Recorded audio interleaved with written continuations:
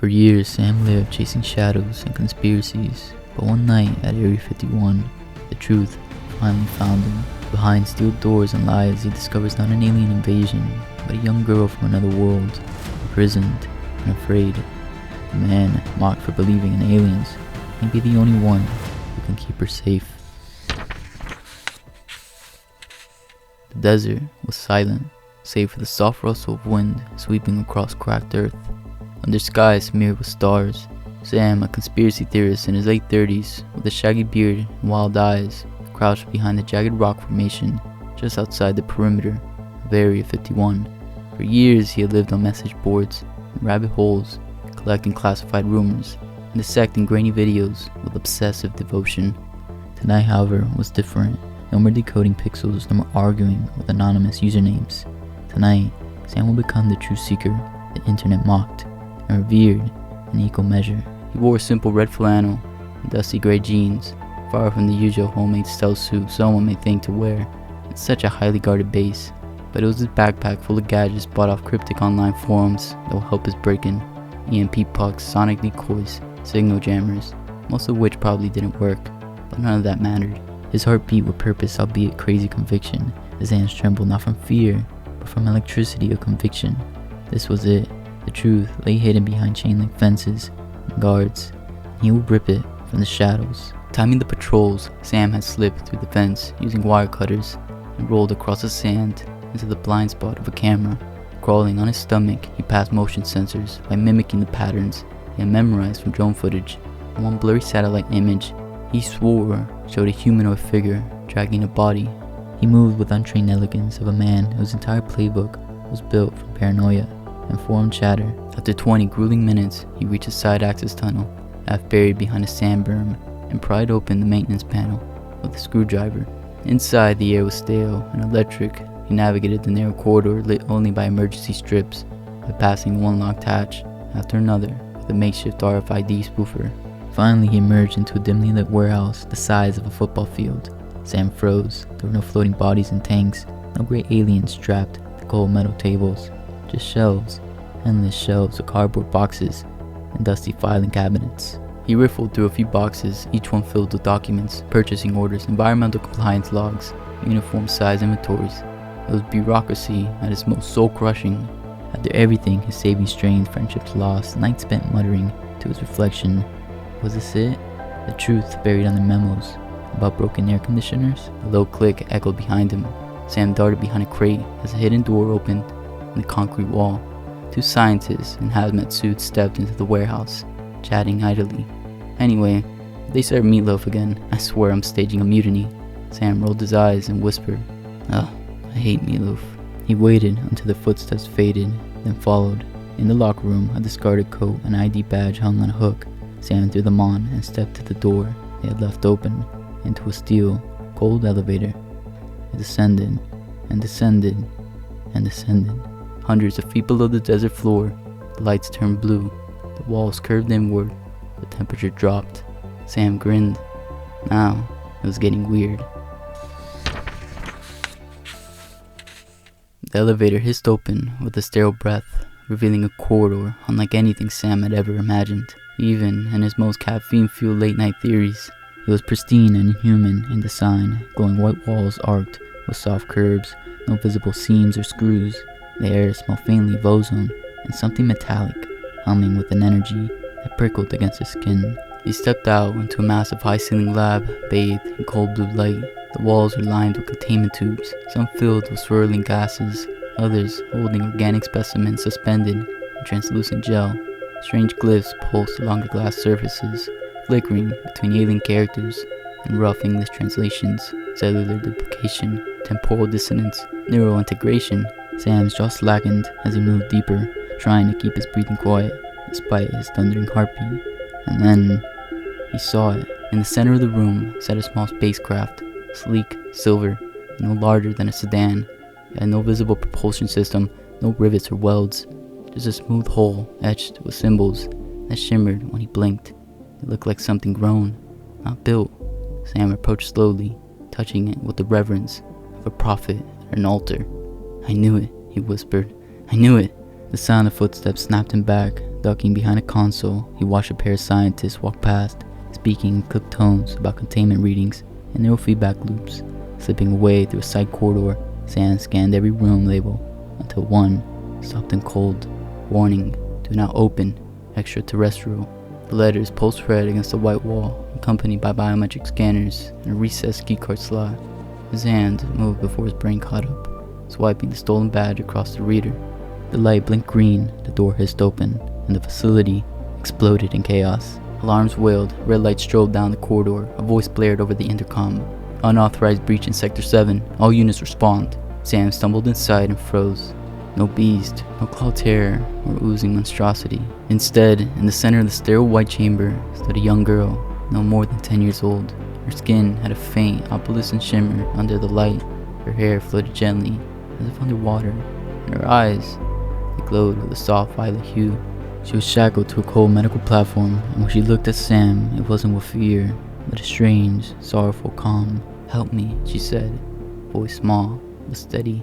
Sam didn't hesitate. He rushed to the restraints, fumbling with the release mechanism, until the locks hissed open. The moment the girl was free, the door burst open behind them. 4 armed soldiers rushed in, weapons raised. "Freeze!" The girl stepped forward. Her eyes pulsed once. The air bent. The silent force erupted outward. The guards flew backward, like leaves in a storm, slamming into the walls and dropping limp. Sam stared at her, in awe and horror. She looked back at him, expression unreadable.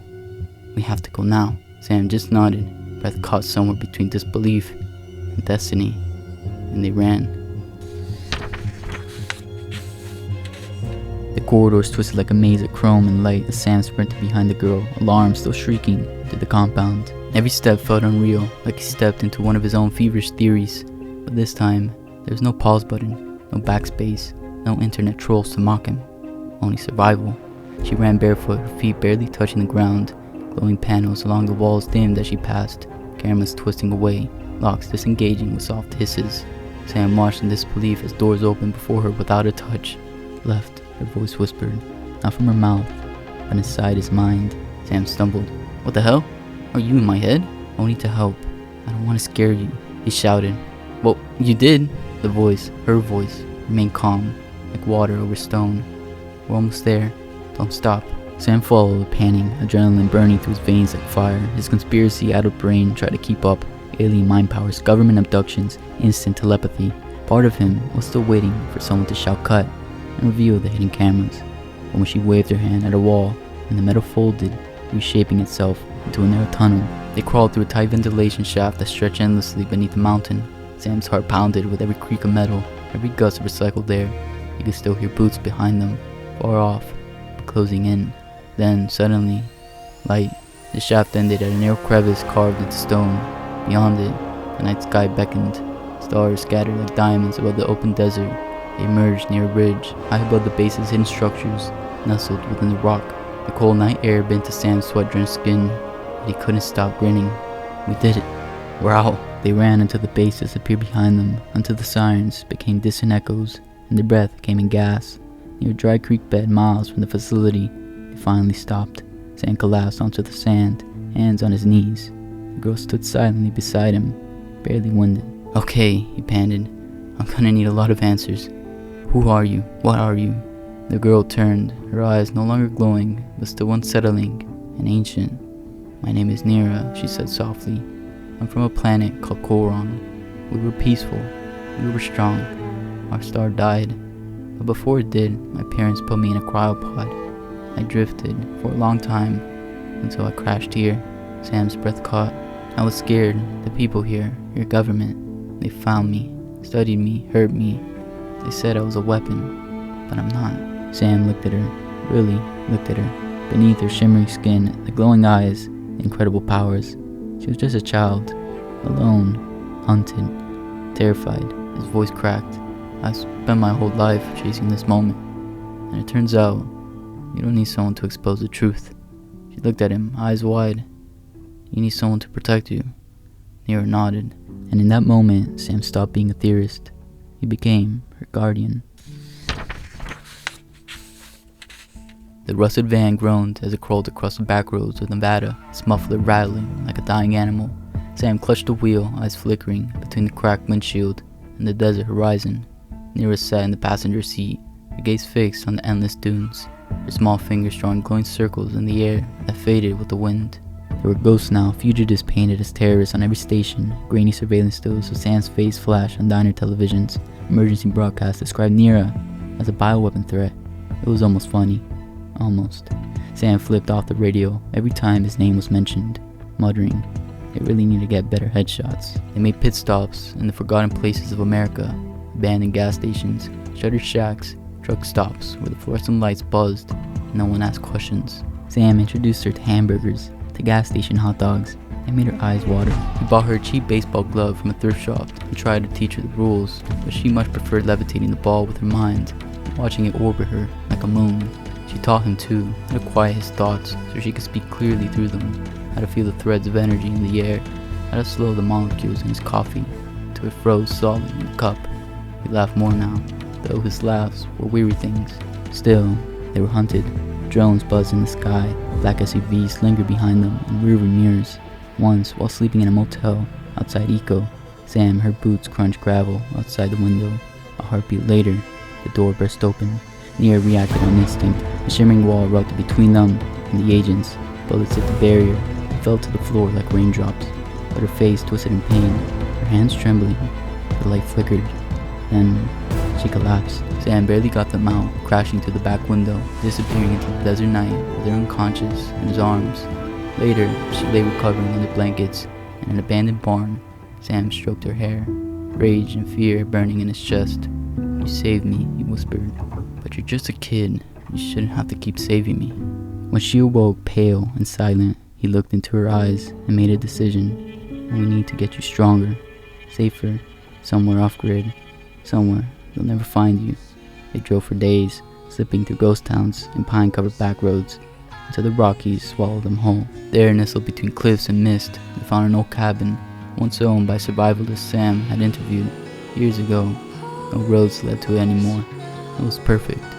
And there, for a time, they breathed. Nira practiced beneath the pines, manipulating energy into light, closing small wounds, even glimpsing fleeting shadows of things yet to come. Sam watched with wonder and a growing dread, because he knew peace like this was never permanent, and the storm was still coming. The seasons changed quietly in the mountains, each shift marked not by calendar dates, but by the subtle language of the wild, the rustle of thawing streams, reddening of leaves, the hush of early snowfall. For Sam, those months were the longest he had ever stayed in one place. For Nira, they were a rebirth. The girl he pulled from a sterile lab was gone. In her place stood something far greater, still young, still gentle, but now imbued with the strength that hummed beneath her skin. Her powers no longer lashed out in bursts. They responded to her will, precise and fluid. With a flick of her hand, she could lift fallen trees or bend moonlight into shimmering threads. She could mend the bird's broken wing or speak to Sam without words from across the valley. And yet, she was still a child, laughing as she smeared peanut butter on toast, singing softly in languages Sam had never heard. She had asked questions that made him think harder than any conspiracy theory he ever had. Why do humans cry when they're happy? Why is baseball a thing?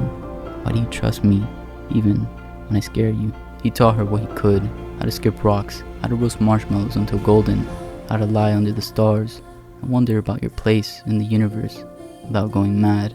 And she, in turn, taught him how to believe again. One evening, wrapped in blankets outside the cabin, Nira gazed into the fire, her eyes distant. I saw something, she whispered. Sam sat beside her, poking the embers. Another vision? She nodded. Not clear, but I think there are others, like me. Maybe still asleep, maybe arriving soon. He looked up at the stars. Here on Earth? I don't know, she said, her voice barely audible. But I don't think I was meant to be the only one. Sam exhaled, a long, tired breath. We got a lot more to prepare for. She looked at him, eyes glowing faintly. I'm scared. He reached over and took her hand. So am I. The weight of her future, the prophecy of her kind, the threat of being hunted, the unimaginable power she carried, pressed against the stillness of the night. Sam knew the time would come when hiding in cabins wouldn't be enough. The world wouldn't ignore the storm forever. One day, Nira would have to stand before it. But not yet. You're not ready, he said softly. And that's okay. When you are, we'll face it together. They stood, walking to the cliff's edge, where the valley unfurled below them, silent, vast, and unknowing. The stars stretched overhead, glinting like distant eyes, and somewhere far behind them, buried deep beneath steel and lies, her ship still slept, a secret, waiting to wake. Sam turned to her, a tired smile on his face. Guess I was right about the aliens after all. Never smiled, eyes glowing like starlight. And I'm glad it was you who found me. Together, we watched the horizon, two fugitives, two souls on the run, and just maybe, the beginning of something more. Hold me closer.